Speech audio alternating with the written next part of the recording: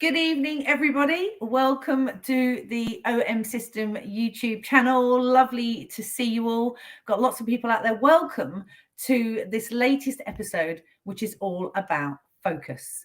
I've got a great team here for you tonight, and we've got a new face that you may or may not have seen. So let me introduce Tito from Spain, Tomas from Czech, and also the lovely Michael Amico from the USA. Hey guys, how are you all doing? How's it going? Hi guys, hi Claire, hi everyone. Hey Michael, so first time on Ask Me Anything, and I'm sure it won't be the last. Obviously, of course. we all know you, and I'm sure there are people out there that know you too. But tell us a bit about yourself. Where are you based in the USA? Yeah, so I'm actually in Northeast Ohio, and so sort of central east. And I've been with I started with Olympus in 2015. Right. But been in the industry since 2000. So it's been 23 years. So since coming to Olympus, all I've done is shoot a camera every single day, and that's pretty much because of the size of the cameras and all the fun features as far as computational and all that. So just had a great time. So yeah, here we are. And you've done loads of tutorials. There's loads of stuff online in our back catalogue. If people haven't taken a look, they really should. Loads of stuff on birds and tracking, and I've watched loads. They're really great. Yeah, it's fun stuff. So definitely some things to check out. I don't know if I'm super technical. I'm more, just kind of general. But I enjoy it very much. So yeah, definitely check out the tutorials, and hopefully you learn something. Good stuff. Yeah. Now, obviously, we're also joined by Tito and Thomas. How are you, chaps? Are you well? Hi, how are you, Good. Claire? Good evening, good morning, everybody. I'm speaking from Spain. Very glad to be here. Wonderful. Yeah, good day to everyone. I don't know whether it's in the morning, afternoon, and evening, so good day, really. Now, as you know, we have no time to chat. That's the chat over, okay? We are going to get straight down and answer some questions because this hour will fly by. Firstly, we have Dax David Smith is in the comments, so he will be answering some of the questions as well. So be mindful that if we don't get round to your question, David will be in the back. And we also have the lovely Michaela, who's doing all the links and all the things that you may or may not request, and thank you for that. So let's get straight in, okay? And if you want to answer it, just put your hand up, or if you go quiet, I'll nominate one of you. Okay, the first question, and I will put it up on the screen before Michelle tells me off. Peter Roberts, I would like to learn more about focusing on kids playing sports. I have a devil of a time getting my EM5 Mark III locking onto anyone during games. Who wants it? I can take this one on because I just set up the EM5 Mark III on, so you would actually see the camera itself. Perfect. Basically, locking onto anyone during games, what I understand is that probably you are taking pictures of your kid running around, right? So basically for this, what you need is definitely not a single autofocus, which is what you choose here. This will be single autofocus, but this only gives you like one shot, one focusing moment. But if they are moving, I would definitely go either for CAF, which is continuous autofocusing mode, or you can even switch to CAF tracking, which locks onto specific subjects, which you actually focus at, and then it tries to follow it around as it moves. So for EM5 Mark III, this would probably be the option. Yeah. Perfect. Absolutely amazing. Thank you so much. And lovely that you've got your overhead and rear cameras on so that we can show back of cameras and things. We're definitely taking the AMA session to the next level, aren't we? I mean, it's just so cool. Thanks, guys. Okay, let's have a look. I am going to have a look at the next question. Let's see what we've got here. This is from Patrick Kilburn. I find I struggle with focus stacking using EM1 Mark III and OM1. The distance interval numbers. Oh, I know this question. The distance interval numbers specifically. Okay. The tips out there seem to be a bit vague, so better a rundown. Okay, right. We know we're all going to have something to say about this because it's an endless amount of possibilities, isn't it, guys? Yeah, it is. When you think about focal length, distance to your subject, aperture, I mean, there are so many length of lens. There are so many variables. I think if there was a definitive chart, it would be pretty long. I mean, it's a difficult one, that one, isn't it? Yeah, there's a lot of trial and error with focus stacking, and I'm guilty of not doing a lot of focus stacking. But that distance, that wide to narrow, it really depends on, I mean, everything from, like you said, the focal length to the aperture you're using to the subject that you're trying to focus on. So there is a bit of trial and error with it. Yeah. It really is hard to be very, very specific. Actually, Peter Bumgarden, one of our ambassadors, his blog is really good with this. He actually has a nice blog. It's an older one, but he shows some different subjects, and it kind of gives you a good idea of maybe where to start or where to set from on that. So definitely check out some of our features on that. But it's a really tough one to get specific on. Yeah, I mean, Michelle, if you can find that, don't worry. But if not, that's on the Get Olympus site, I assume, somewhere, right? That should be as well. Yes. Yep. Yeah, because it is such an interesting subject, but there are so many variables that a definitive chart is. I wouldn't say it's impossible, but it would be so big. You finding what you needed in the first place would be take you ages. So yeah, I know we can't answer that specifically, Patrick, but I think you just got to get out there, use the camera, and keep trying, and like you say, trial and error. Just maybe one more comment to this one, because she's asking about this distance interval numbers, obviously, which nobody knows. But I know that I get quite a couple of questions from, let's say, beginners, especially in the macro photography, when people are asking me, what are these interval numbers? Is it like millimeter? Is it 1/10 of a millimeter or something like that? But it's none of this. Okay, because as Claire said, it depends on the focal length of the lens you're using, depends on the distance from the subject, and all this stuff Claire has already mentioned. So this is exactly on go there, try, make the first shot, see how it goes for you, and then either make the interval bigger or smaller, and you'll see the results. Perfect. That's it. Well done, guys. Thank you. Yeah. Okay. We have Rob W. I'm unsure about the relationship between spot focus and the kind of autofocus that picks up on people and animals. Do I need to switch off the first to activate the second? It's on an OM5. Who wants to take this? Is talking about the OM5, and because I didn't understand the relationship with spot focusing when he's trying to pick up on people and animals. I thought he was talking about subject detection, but this is not the point. This is an OM5, and the OM5 has not intelligent subject detection. Yeah. So I think if he wants to pick up, he wants to focus on people and animals. People and animals in action, moving subjects. It doesn't depend on the spot focus, or if you have a smaller or bigger area, because it will depend on the size of the subject, the distance of the subject, and all of those things. So you don't need to switch off the first. I don't know what he means exactly when he says switching off the first, switching off the smallest, the spot focus. You can't switch off any spot. You can change from the smallest to the bigger, to a bigger one, but you can't. I think I mean, I thought the same. I thought Rob was talking about OM1, where you have the bird AI boxes, and then you still have the little AF point. That's what I thought about, not on an OM5, because that doesn't have subject detection. Exactly, and also it's bit different in the EM1 series and the OM1, because when you are using subject detection, birds, aircrafts, or all of that, of these kind of subjects, EM1X, EM1 Mark III needs to use the CAF plus tracking. You have to use those kind of target AF targets. And the OM1 is different. The OM1 you can use as AF, you can use continuous AF, you can use continuous AF with tracking or without tracking. Yeah, it's quite different, but it doesn't depend on the size of the target AF.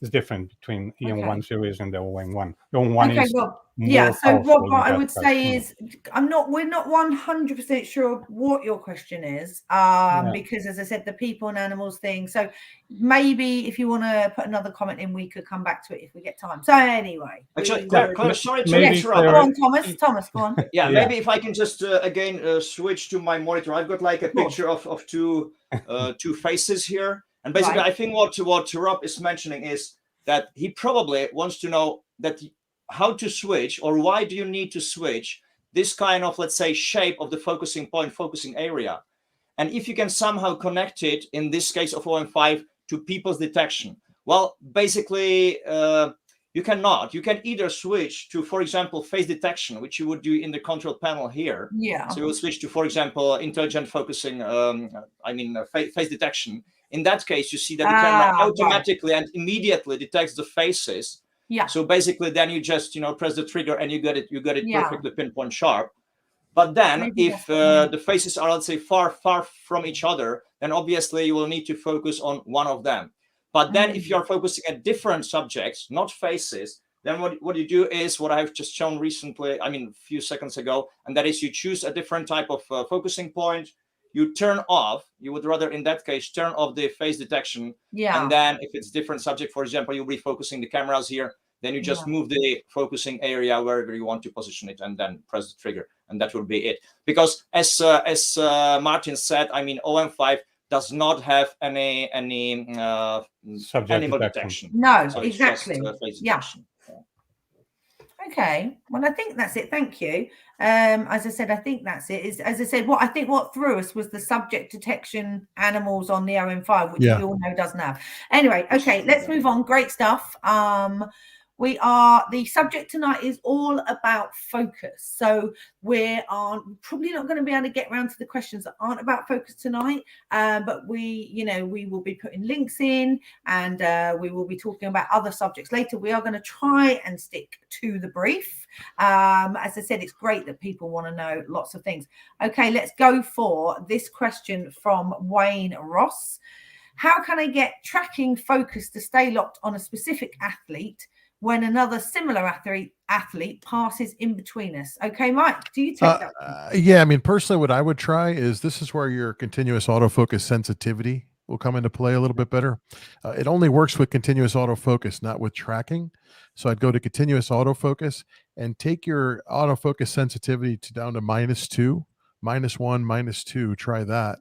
And that's really going to help you to lock on that one athlete. And when another passes in front, it should stick a little bit more to that original athlete. So I would try to play with that a little bit. If you have, let's say you have an EM1X, so you want to go into your little gear menu or your cog, and you want to go to, let's see, it's an A1. So if you go to A1, you'll see CAF sensitivity, and you could change that right there. You can even make that a custom function, or custom, where you have that setting for your athlete, so it pops up.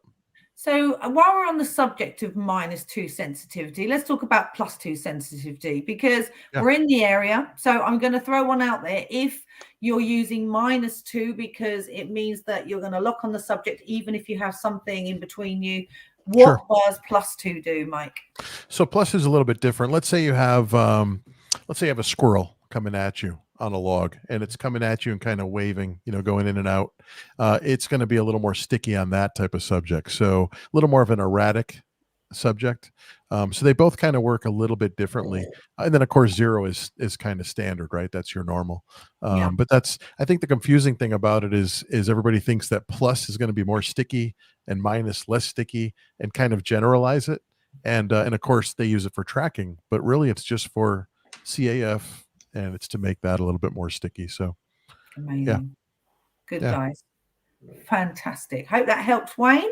As I said, it's one of those things where -2 and +2 I use all the time. It's really important, and custom function all the way. Okay, so Glenn, let's put your question up.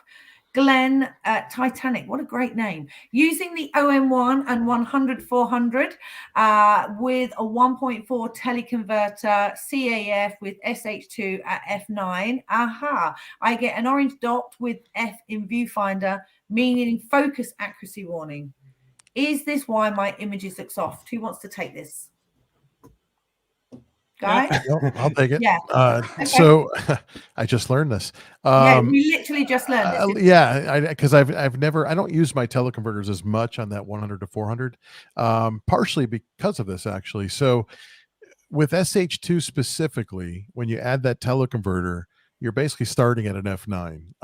You know, as your lens is what, a 5 to 6.3, and so yeah, basically this is telling you, it's the camera telling you that you're really not going to get as many images in focus at that f-stop. So your images it is telling you your images are going to look soft. Some of them, some will be more in focus than others. You're shooting so many frames that you are going to get, in a sense, less keepers at that f-stop with that teleconverter. So now, typically when you're shooting, you open it right up, right? When you're shooting birds and things like that, you want to let in as much light as you can, pretty much.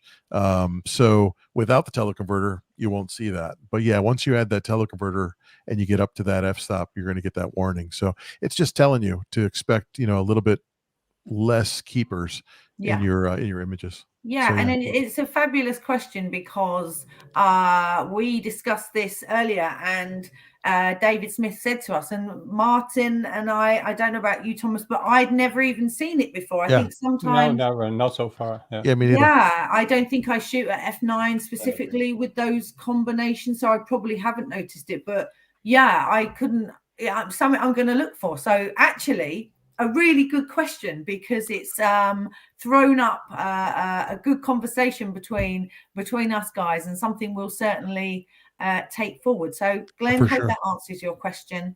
And I've just clicked the thingy too far. So yes, yeah, it's great, Claire, because I learn in every session. I learn something from the users. That's great. Yeah, exactly. Okay, cool. Okay, this is over to you, Thomas. Hi, from New York City.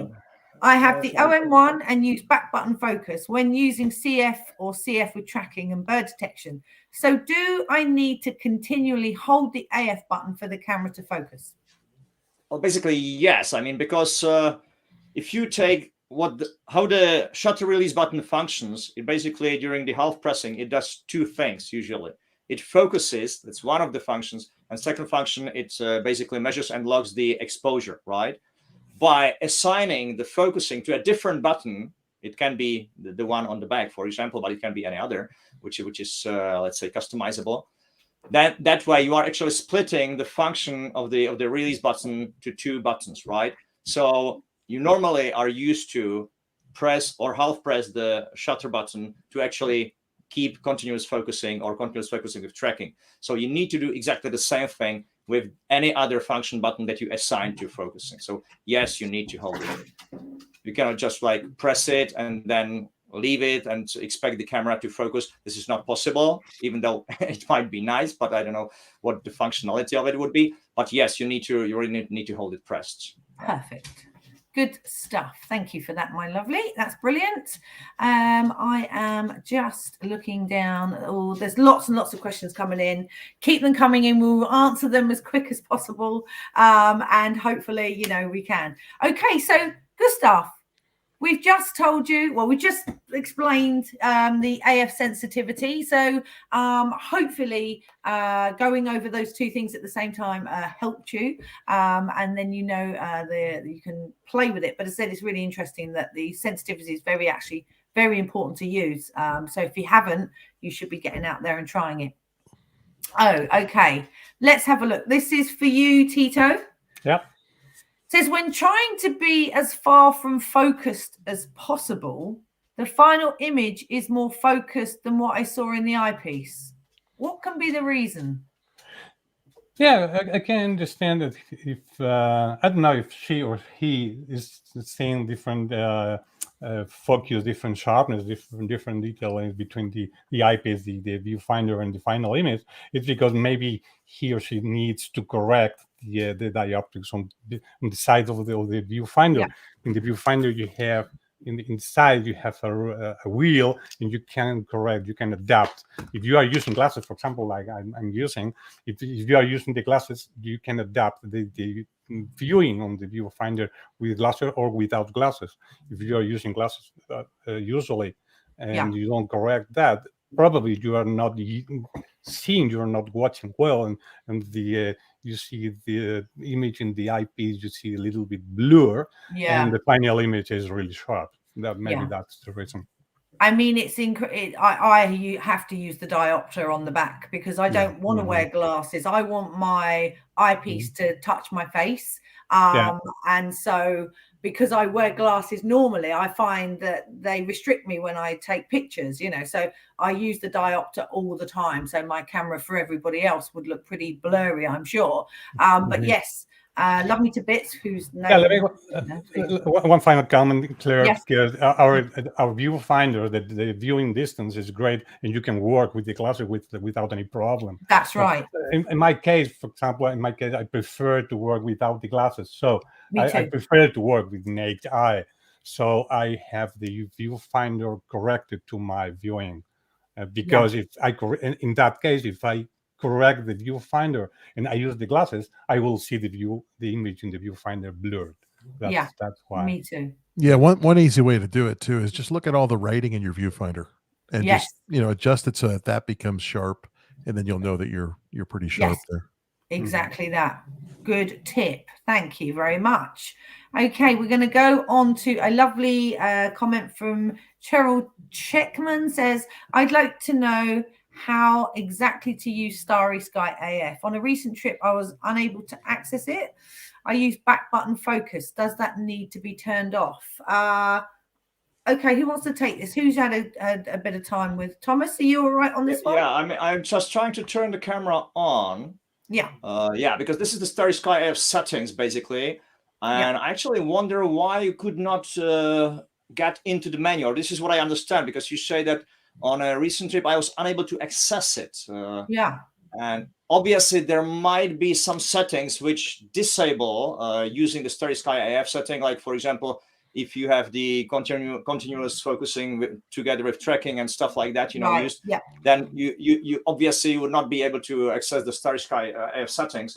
But then normally you should be able to get into the menu as you are seeing on the screen right now. And once you press the OK button, you get to the AF priority, where you can choose between the two modes which we have there. One is more about the speed, so we want to focus on the Starry Sky quickly, but then it does not necessarily need to be like 100% pinpoint sharp. So in that case, you would rather use accuracy, which I prefer, because I mean, once you are down there, below the Starry Sky, you don't rush, you don't hurry anywhere, So exactly. this is the way you access it, and basically it should be easy to set it up and then just press the button. One recommendation maybe from my side, and that is in that case, or in the cases of, for example, macro photography, Starry Sky photography and stuff like that, where the camera is on the tripod, try to use some kind of remote control, either the USB or the new for OM1, it would be the Bluetooth one, or just use a remote control via your smartphone. Yeah, like you say, that shake the camera by pushing the button.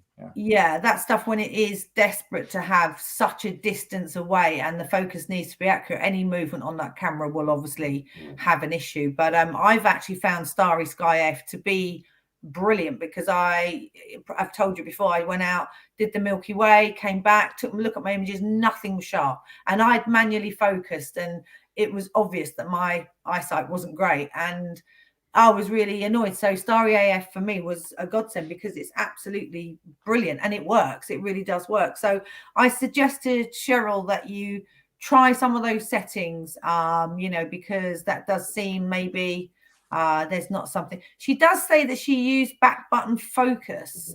Does that need to be turned off during Starry Sky AF? I don't think so, no. I don't think so. No. So you should be fine, because once you've assigned back button focus, that's it pretty much on that. So I think the answers, it should be fine. So I will also say, Claire, those two options for the Starry Sky, the accuracy, priority on the accuracy or priority on the time. If you are taking the shot, you're trying to take the shot handheld or on the tripod. If you are using a tripod, you can take more time, and the accuracy is the best option. In the other case, if you are handheld, most of the times we recommend the other option, because it's faster, but it's not so precise, not so accurate than the other one. Yeah, Good and tip. also because the camera has to detect the stars are so small, are so really, really small white spots, and the camera can see all of them. But if you are handheld and you move a little bit, camera has sometimes can have problems to detect, to determine what are the stars, and you have Yeah. some light behind, some light beside, Yeah. maybe. Yeah, and focusing on infinity has always been, Yeah. you know, it's not the easiest of subjects when you focus manually, right? It's, Right. you know, it's not like you have something in front of you to focus on. Bang. Whenever I've done night stuff and it hasn't been often, that is the hardest bit. It's not getting your exposure or setting up the focusing is the hardest bit to do. So, and you always have to do it in manual focus. So, okay, Cheryl, I hope that answers your question. Get out and have another go once you've had a play with your settings. We've got a lovely, I know Fran Cantello, lovely lady. Hello, Fran, how are you? She says, I use back button focus and have set up a button for subject detection. Do I just press and leave the subject detection button and carry on with back button focus? Yes. Oh, there you go. Yeah. Once you turn on your subject detection, you just go ahead with your back button focus, and it'll pick up the birds or subject that you're focusing on if you're not shooting birds. But you still want to, you know, focus. I don't know which camera you're using specifically. So OM1 is a little bit different than EM1X with how you set up your focusing and all of that fun stuff. But yeah, once you set up your detection, you press it, turn it on or off, and then, well, I guess if you're using a button, it's an OM1. So turn it on and then go ahead and carry on with your back button. Absolutely. Wonderful. Thank you very much. Yeah. Great, guys. Keep the questions coming in. Thank you so much for joining us from all over the world. We're not going to do any hellos tonight. We're going straight into the questions, and hopefully we can get through some more. So let's have a look at this one. Next question from Tim. Hello, Claire, Martin, Mike, and Thomas. I've had problems with focusing while taking video with the OM1. Maybe my settings aren't quite right. Any suggestions to get the best focus results for video? Who shoots video with the OM1? I don't shoot video generally. But what do you think, Thomas? Not really. I mean, I'm not a video expert, definitely. So, Yeah. but I've shot a couple of videos, even with OM1, just to try it out, and the family videos and stuff like that. Obviously, I'm not shooting fast-moving subjects, so my video are kind of okay. I'm very happy with focusing, but it depends what Tim is actually shooting. You know, if you are shooting bikes, you know, getting closer to you very quickly and very fast speeds, you know, then obviously this is not like a high-end professional video camera, right? This is a great photography camera with great advanced video features. But in that case, I would definitely stick to the continuous focusing, first of all. Yeah. Never go to single or combine continuous focusing, you know, with dedicated focusing points, or the focusing area, and move it to the side where the fast moving subjects is going to appear in the moment you are shooting the video. So it very much depends on the focusing point settings, how big they are, you know, where you position them, first of all. And secondly, definitely don't forget to combine it with continuous focusing, because this is the only one which will give you the best results. Yeah, and obviously make sure your firmware updates are done as well, right? Because focusing improvements happen all the time with Olympus and OM systems, and obviously video, you know, especially with the OM1, 60 frames a second, or the higher spec that it has to sort of match other video cameras on the market. Focus is very important, and was one of the things that you know, we really feel we got right. So just make sure you got your firmware up to date. Any other tips and hints on video, Tito? Do you do video with your OM cameras? Yeah, I will add that you have the CAF sensitivity exactly the same in still. You also have it for video focus, but for still you have +2, -2, and for video you have +1, -1. But the concept is exactly the same. Right. Positive +2, +1 is for when the subject is moving in the foreground to the background, or in the reverse from the background to the foreground, and -1, -2 when the subject is moving from side to side and is crossing with other subjects. I will say this is another tip. Brilliant. Mike? Yeah, I am the guy who's not a video guy. So Me too. Yeah, me too. I'm not definitely an learning, expert, but definitely continuous autofocus is best for us. Not tracking, and definitely pay attention to the points that you're using, whether you're using like a 5-point cross or you're using the 25 points, to make sure you're getting your subject in there. But definitely the OM1 is way more accurate than what we've had in the past, for sure. Yeah. So yeah. Good stuff. Thank you very much. Yeah, unfortunately, I'm a still guy. Sorry, Mike? I said, unfortunately, I'm a still guy. Yeah. I know. We're sort of that. Video is such a thing now, right? It's something we're all doing more of, something we're all, as I said, it's such a big world, and I do more video now than I've ever done. But as I said, it's still sort of pretty much early days. It's the time to then do stuff with it afterwards is that I love the shooting of it, but it's putting it together. I have just no time. Oh yeah. Just one comment to the video, because I have a couple of friends who are shooting professionally, and the thing which I hear from them about the focusing is that they are actually wondering, why do I focus automatically? Because they are all using manual focus most of the time, not always, but most of the time, right? So they are like the old school, but I mean, I hear it from many sides, from professional videographers. Yeah, exactly. Cool. Okay, we'll go on to the next question from Brian Phillips. Having selected a focusing point, how do you lock it and stop it moving? Tito? How do you lock the target, the AF target? Or how do you lock the focus? Because when you have selected the AF target, while you're focusing, you have, for example, in the Pro lenses, microscopic Pro lenses, you have the L lens function button, and by default it's configured from factory to lock the focus, but you can use any other button for locking. And the for example, in the 150-400, you have several buttons to do that, because you have the ring, the focus ring, far than in the wide lenses, and you have several. I think we have 4 or 5 buttons to do the same. There are specific buttons for memorizing, for locking the focus on the lenses. The LFN, lens function button, is for that. I think this is the question. I don't know. I'm not sure if I have answered. Well, I mean, now we're on the subject of lens function. I mean, why don't we cover that? Because obviously lens function, 80% of our lenses have the LFN function on it.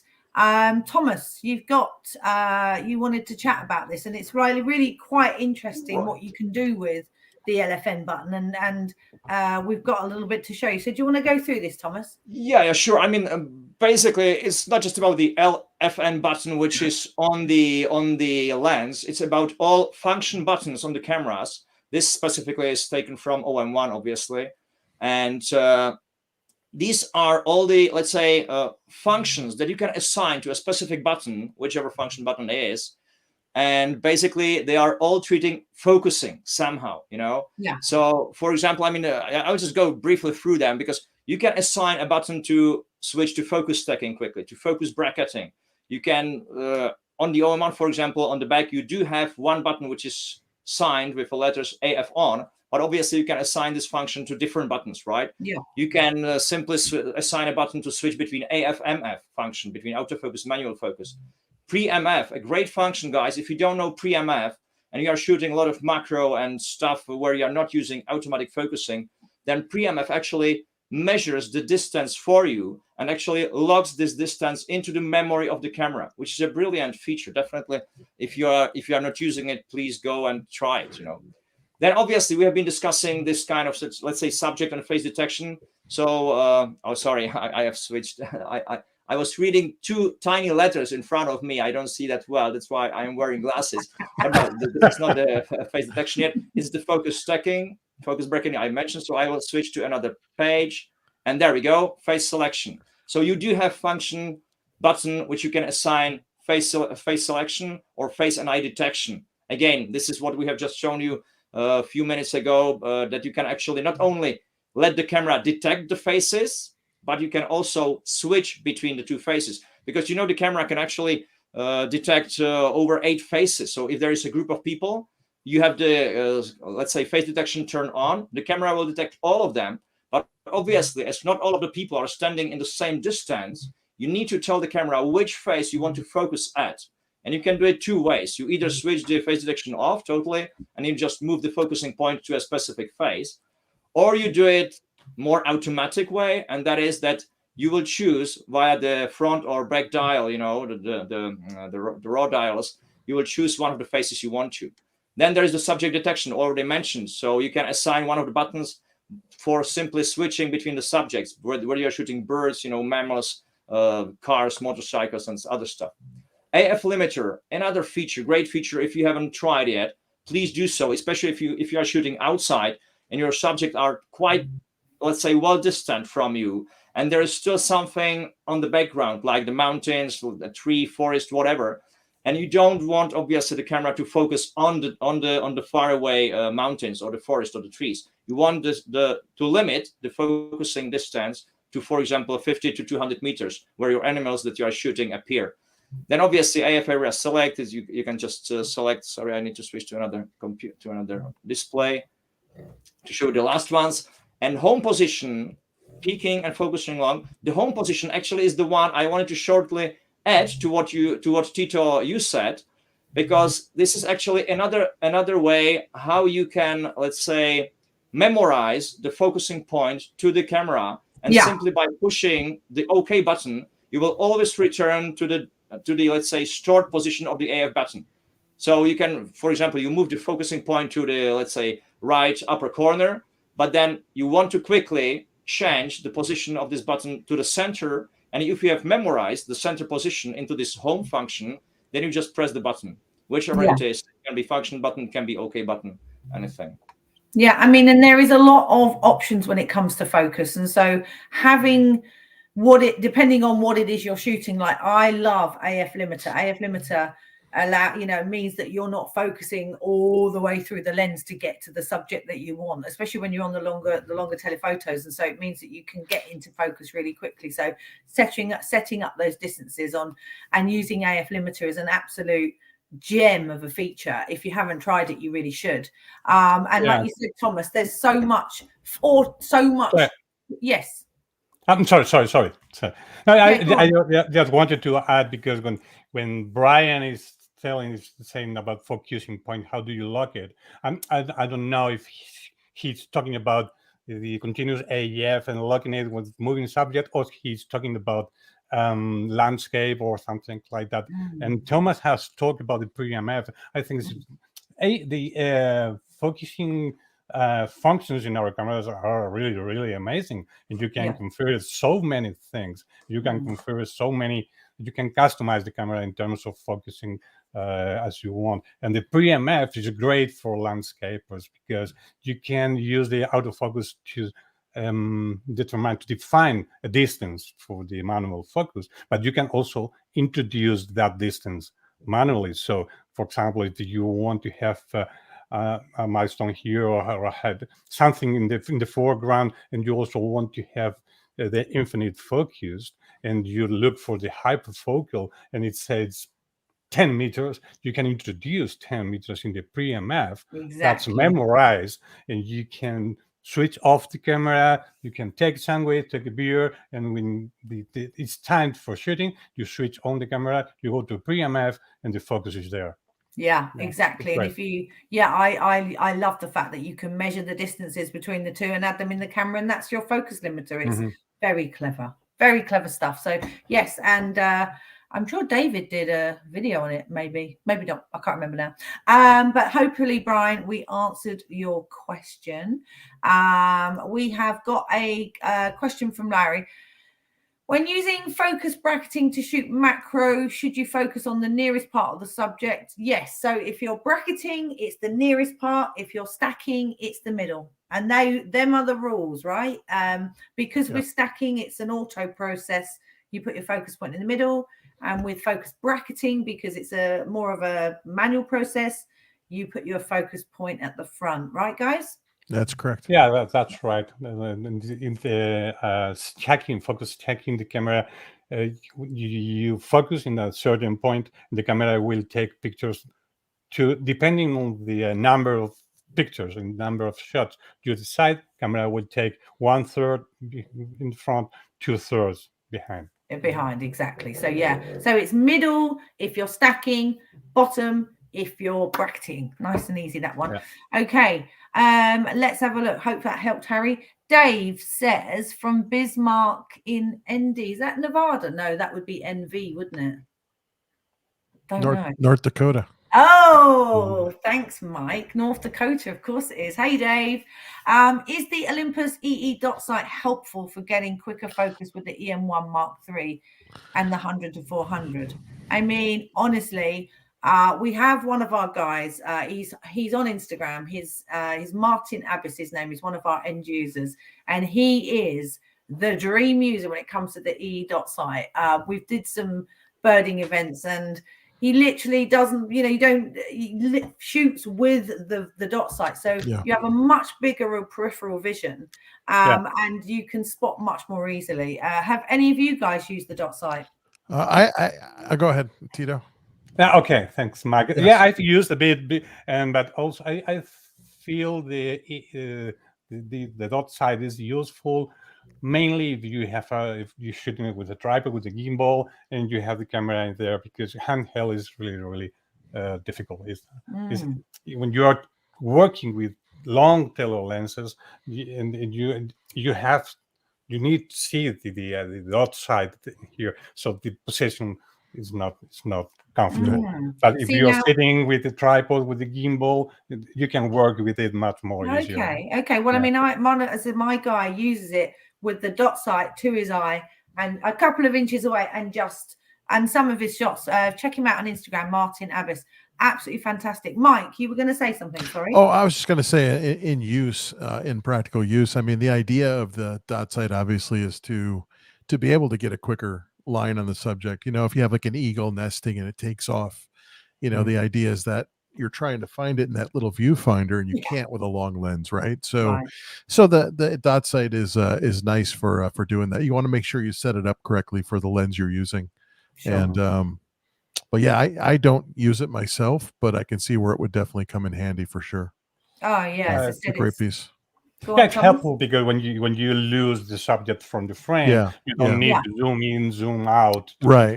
Exactly. Especially if you don't have a zoom and you're on a 300. And also when foliage is quite dark, if you're trying to find a bird in a tree, for instance, that, and you look up and then look back and oh, where are you? So yeah, it is actually really useful. But as I said, for birds and that coming toward, I mean, his images are amazing. He is the master at using the EE dot sight, and I learned a lot from him using them. So what about you, Thomas? Have you used it?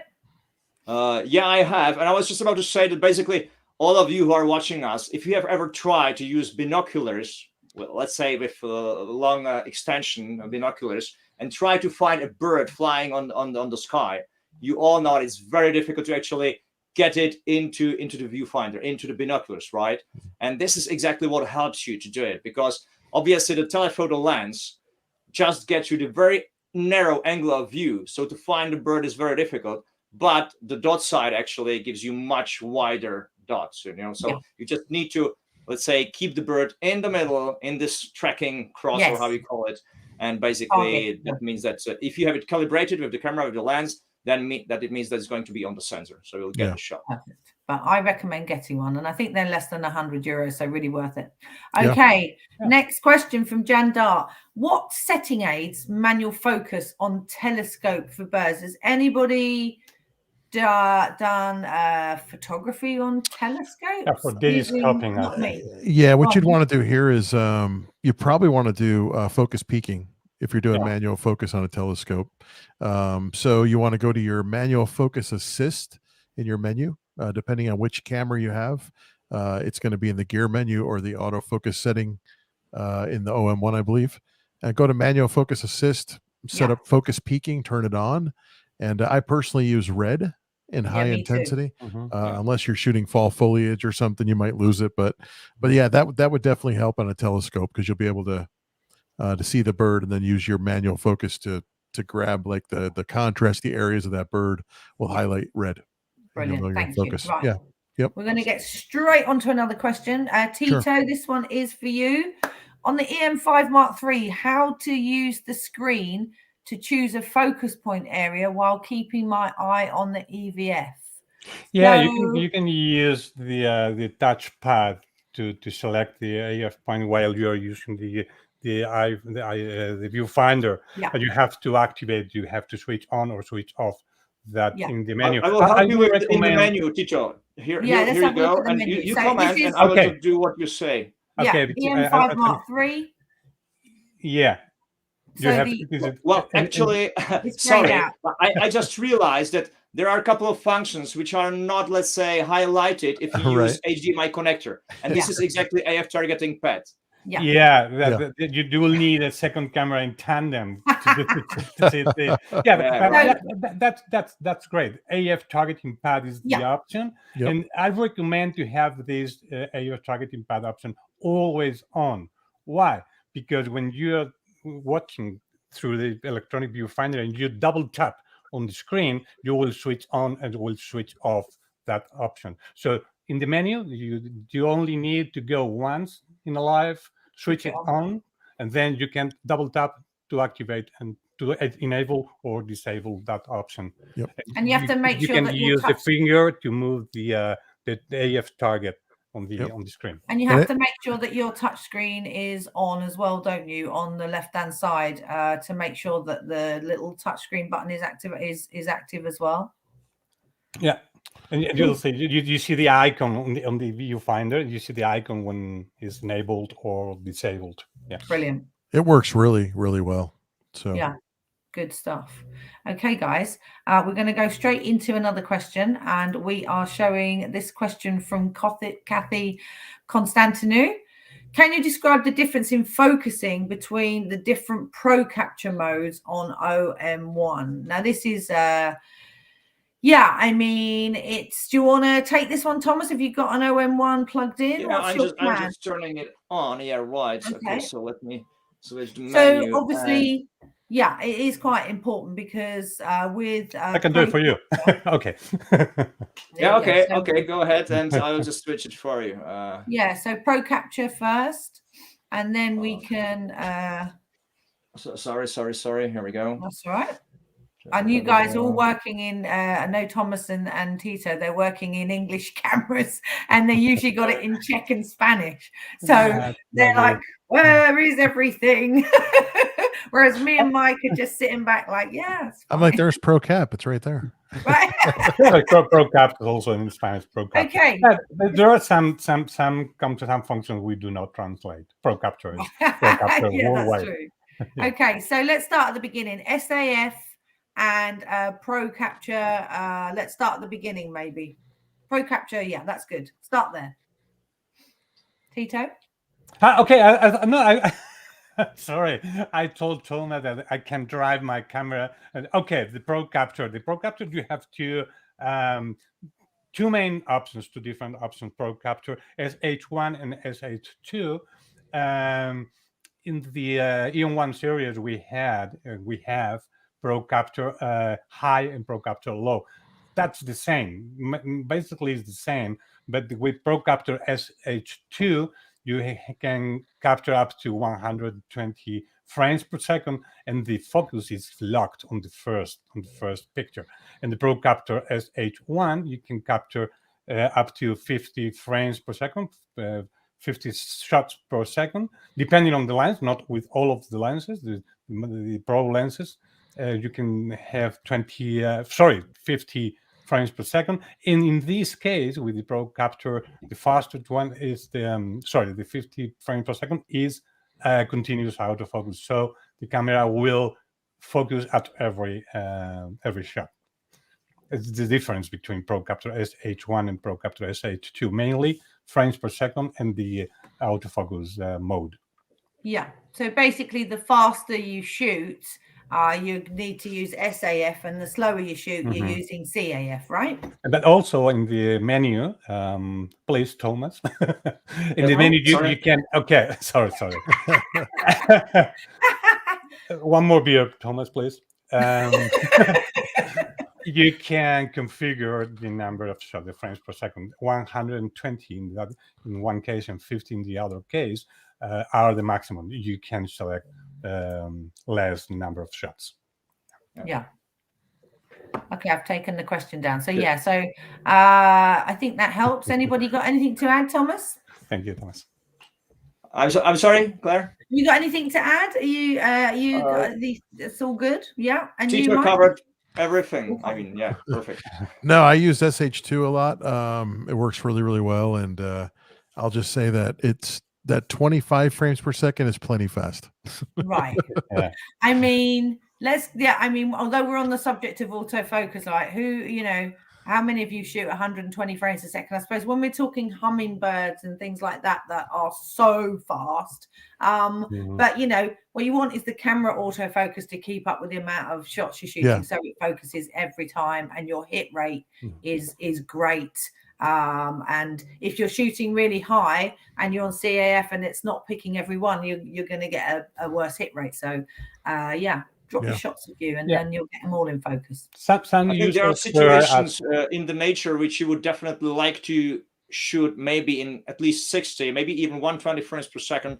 And that is, for example, nesting birds. If there's a tree trunk, and they are nesting in the tree trunk, and you don't simply know when the birds are actually getting off, and the feeding ones are actually flying in, and it's just friction of a second. So you just really want to use as many frames per second as possible, and then you will just choose one, obviously, and erase the others. But you need to to have the proper shots.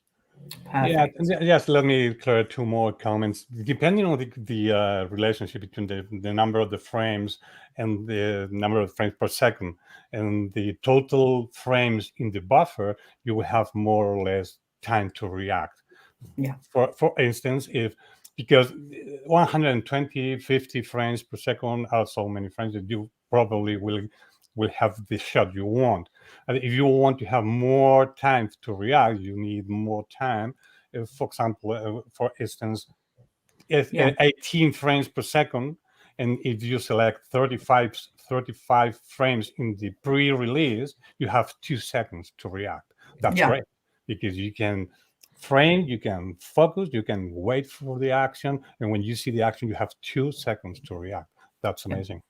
Cool. Right. Okay. We've got a great question from Lisa.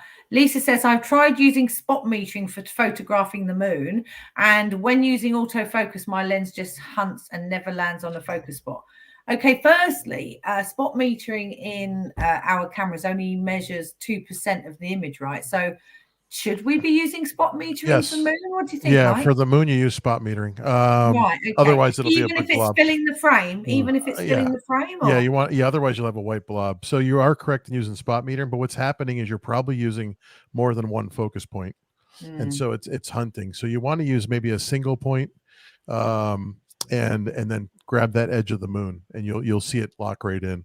And also try using autofocus plus manual focus if your camera has it, like an OM1 or an EM1, where you can touch it up and see the red around the moon for the manual focus assist, which is focus peaking. But yeah, definitely spot metering for the moon, and definitely use less focus points, maybe 5, maybe 1, but not like 25, not the full frame where it'll be hunting, right? And so you reckon to focus on the edge of the moon rather than... you want that contrast, right? You want to grab it and it'll pick it right up. And the moon's moving. From the question, we don't know what kind of lens, what kind of focal length Lisa is actually using. But basically the answer is very simple. The bigger the moon on the picture, the easier you will focus, obviously. And use f8, f11, 200, 400 ISO, maybe 120, 250th of a second, something like that. You'll get it. Good stuff. Yeah. This is amazing, guys. Okay, we've got 5 minutes left. Has this hour flown by or what? And we've still got lots of questions. And apologies if we don't get to the questions. David, type really quickly. Okay, let's have a quick go with Jerry Morgan. Jerry says, back to focus stacking. Doesn't require tripod for best results. So yeah, I mean, we recommend as a manufacturer you use a tripod when stacking, but that isn't necessarily. I mean, I focus stacked handheld. I'm sure you guys have focus stacked handheld, right? Yeah. So it's the recommendation, and I think that's in the manual as well, because obviously we want you to get the best results. So on a tripod, they probably will give you the best results. But let me tell you, I have handheld with focus stacking. Have you guys? Yeah, I think, and I don't mean to jump in front of you, Thomas. I think that it's one of those computational features where it does shut off the stabilization. So kind of like, except for the OM1 with, oh my God, my live ND, oh my God. Live ND? No, our long exposure mode. Come on. Live composite.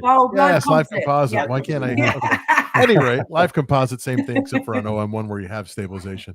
But the idea is that your stabilization is off, so you should be on a tripod. But, you know, this is where I think in photography, it's like you break rules, right? Same thing with our cameras. Well, I could take it off. I'm shooting fast enough. Right. I'm good to go. So yeah. It's good, depending on the total exposure time. Obviously, Right. Yeah.